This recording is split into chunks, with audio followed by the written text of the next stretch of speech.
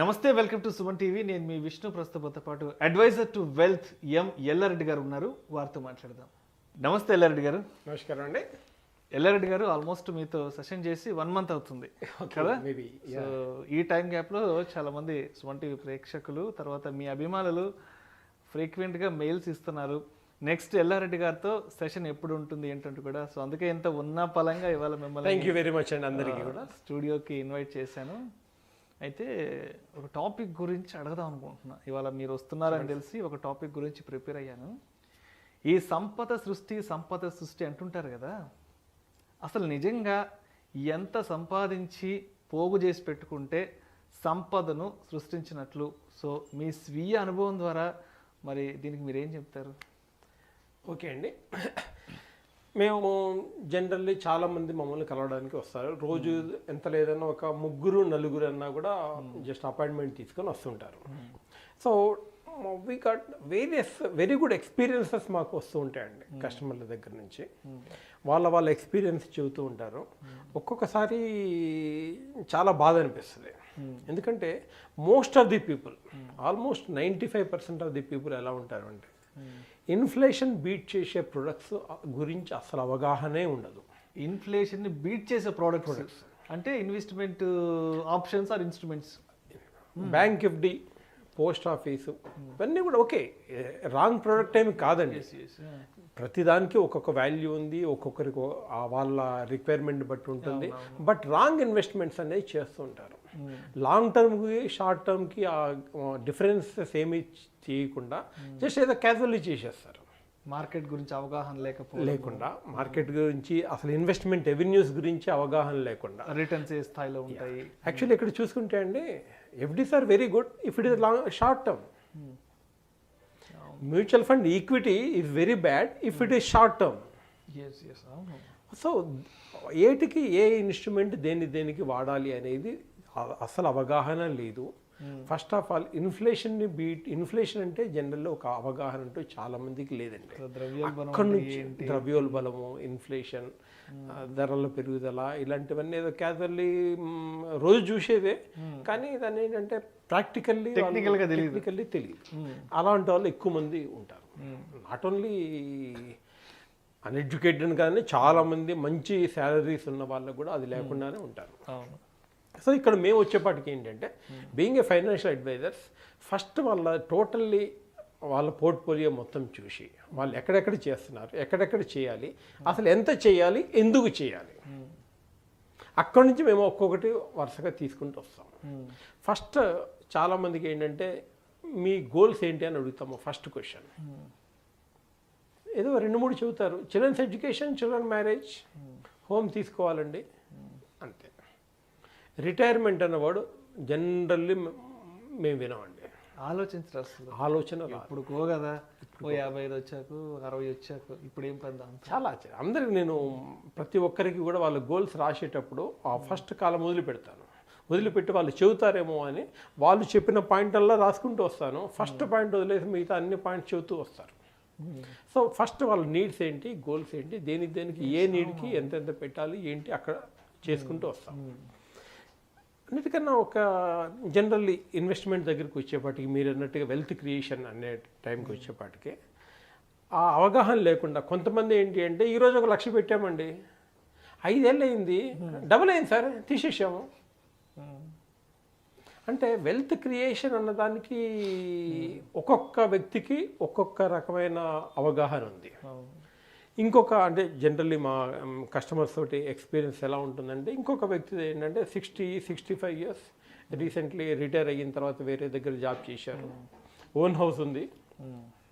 ఆయన దగ్గరికి వెళ్ళి మామూలుగా ఇట్లా మంచి రిటర్న్స్ వస్తాయి అంటే, సార్ యెల్లా రెడ్డి గారు ఎప్పుడు మనీ అంటారేంటి, నా దగ్గర ఆల్రెడీ 2 కోట్లు ఉన్నాయండి, ఇల్లు ఉంది, నేను ఇంకెంతకాలం ఉంటానో నాకు తెలియదు, ఇప్పుడు 65, పిల్లలు సెటిల్ అయిపోయారు, ఇప్పుడు 2 కోట్లు, 4 కోట్లు ఇస్తారండి, మీరు ఏం చేసుకోవాలి నేను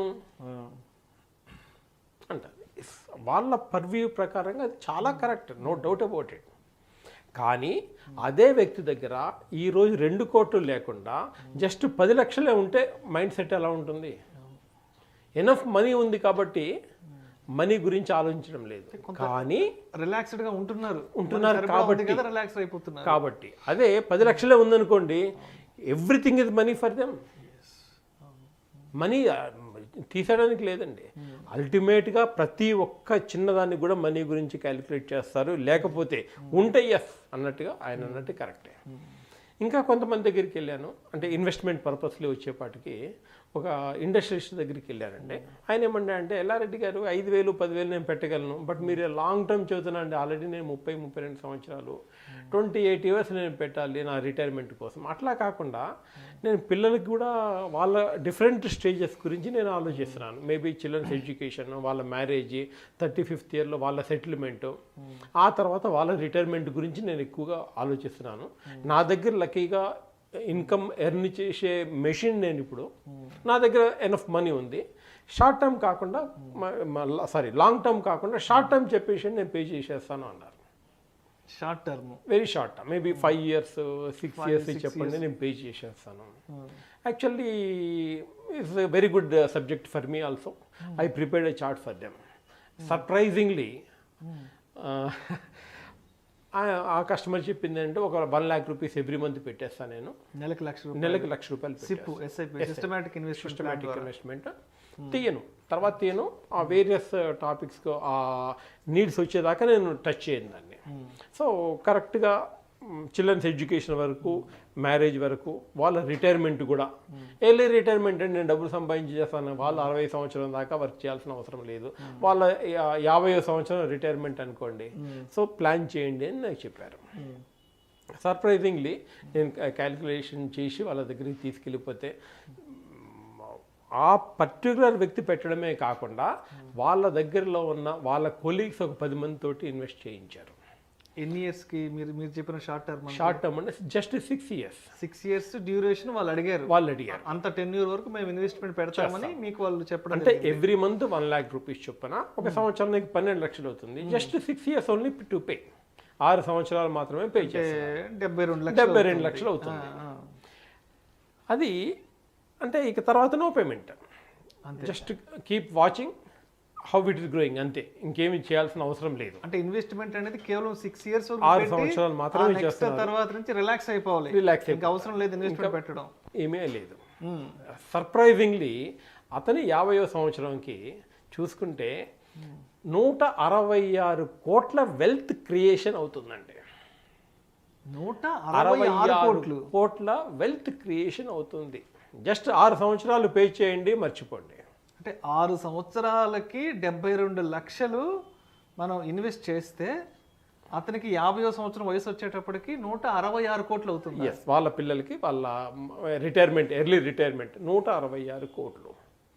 అంటే ఇక్కడ చూడండి, పర్సన్ టు పర్సన్, ఒక పర్సన్ ఏమో 1 లక్ష వచ్చి పెట్టి ఇన్వెస్ట్ చేసేసి ఇంకొక లక్ష కాగానే అబ్బో చాలండి నాకు చాలా వచ్చేసింది అనుకుంటారు. బట్ ఈ వ్యక్తి every month 1 lakh rupees invest చేసి 166 కోట్లు, it is so called wealth కదండి.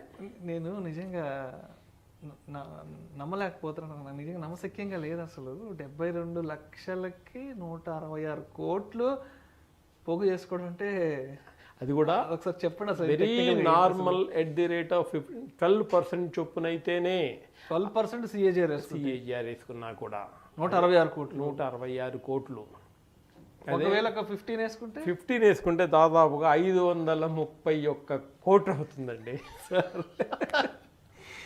531 కోట్లు ఏంటి సార్ అసలు? అది పవర్ ఆఫ్ కాంపౌండింగ్ అండి. చాలా మందికి తెలియంది పవర్ ఆఫ్ కాంపౌండింగ్. అది మ్యూచువల్ ఫండ్లో వస్తుంది, ఇంత బాగా ఉంటుంది అని. ఈ రోజు కూడా మన బ్యాడ్ లక్ ఏంటంటే, ఇండియా మొత్తం మీద జస్ట్ 3% మాత్రమే మ్యూచువల్ ఫండ్లో ఇన్వెస్ట్ చేస్తున్నారండి. మెల్లగా అందరినీ తీసుకొచ్చేసి, సరే ఇక్కడ ఇన్ఫ్లేషన్ బీట్ చేయని ప్రొడక్ట్ వాళ్ళు ఇన్వెస్ట్ చేయడం ద్వారా వాళ్ళకే కాదండి వెల్త్ క్రియేషన్, కంట్రీకి కూడా వెల్త్ క్రియేషన్ కావడం లేదు ఇక్కడ. సో వాళ్ళకు కూడా ఆ 15% ఆ 12% రేంజ్లో వచ్చేసి వాళ్ళు ఇన్కమ్ అనేది ఎర్న్ చేసి, సేవింగ్ అంతా బాగా వస్తే అల్టిమేట్లీ నేషన్కి కూడా గ్రోత్ వస్తుంది. సో తెలియని వాళ్ళకి చెప్పడమే చాలా ముఖ్యమండి. డిఫరెంట్ కేటగిరీస్, వాళ్ళ నీడ్స్ బట్టి మనం generally as a financial advisor we have to cater them. Right. అయితే ఇప్పుడు ఒకసారి అంటే మీరు చెప్పిన ఈ నంబర్స్ ఏవైతే ఒకసారి అసలు టెక్నికల్గా మనకి స్టాటిస్టికల్గా ఇవి ఎట్లా వర్కౌట్ అవుతాయి అంటే ఒకసారి మన ప్రేక్షకులకు డీటెయిల్గా ఒకసారి చెప్పగలరు?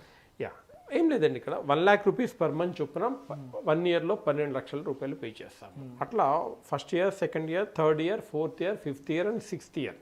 సో టోటల్ ఇన్వెస్ట్మెంట్ వచ్చేసి వాటికి 72 లక్షలు అవుతుంది. So they are not going to invest anymore and they are not removing anything. So అదే అమౌంట్ మనకి 10th ఇయర్కి వచ్చేపాటికి దాదాపుగా 2 కోట్లు అవుతుందండి. 10th ఇయర్కి 2 కోట్లు అవుతుంది. 2 కోట్లు అవుతుంది. అలాగే చూసుకుంటూ వెళ్తే ఏమి టచ్ చేయకుండా జస్ట్ రివ్యూ చేసుకోవాలి, ఫండ్స్ ఎలా ఉన్నాయి ఏంటి అనేది ఇయర్లీ రివ్యూ ఉంటుంది. ఆ పర్టికులర్ కస్టమర్కి నేను ఇన్ని సంవత్సరాల నుంచి రివ్యూ చేసుకుంటూ వస్తున్నాను.